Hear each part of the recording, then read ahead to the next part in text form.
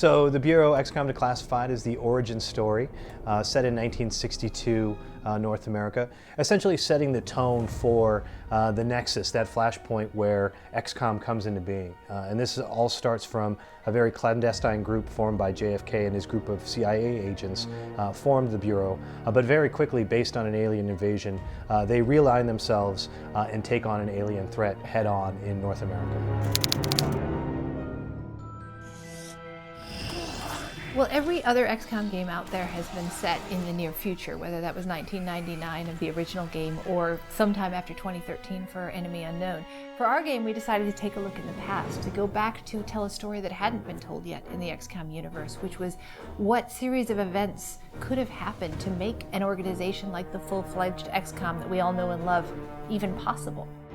The things that we feel that really differentiate the product start with the tone and the setting, right? Like we've got this really rich and unique, juxtaposition of the sort of the 1960s as we know it versus the current interpretation in modern technology and alien threat. You don't see a lot of that when you refer to old 50s movies. Usually you see UFOs hanging on a string. You're coming off of this decade of the 50s where your average guy could like work 40 hours a week and have 2 cars and a nice house. And so there was this feeling that nobody wanted any disruption in their lives. So what is really cool to me is the fact that you can really, imagine in the 60s that there is a bureau and that there was a bureau of some sort in that time period that was under the radar, completely unknown to the public, with similar goals to what we're communicating through XCOM, but just in a different light. Well, over the course of development, we started in first person, and then we kept iterating towards trying to make sure that the parts of the game that were working better and better, and the parts of the game that weren't working, we were willing to change.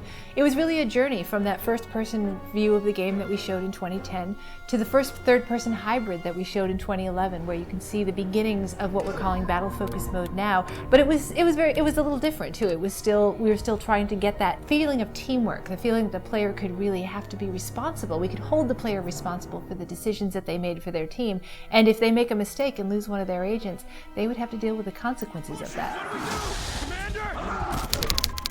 The integration of permadeath, right? The seriousness of your consequences and your actions, and how that can actually impact your gaming experience for not just for the moment, but for a long duration of time. And I think that it's been a powerful tool for us as we're sort of engineering and designing levels, as well as providing a real motivation to the player for utilizing the tactics and tool sets that we make available. You want the player to feel that the game is treating them fairly and not cheating them in the event that they lose a character because of poor design decisions. So when you introduce something like permadeath, it affects everything from the way that you engineer your levels, the way that you introduce characters, and you constantly have to be cognizant of where the player is in terms of their leveling and skill set at that particular time.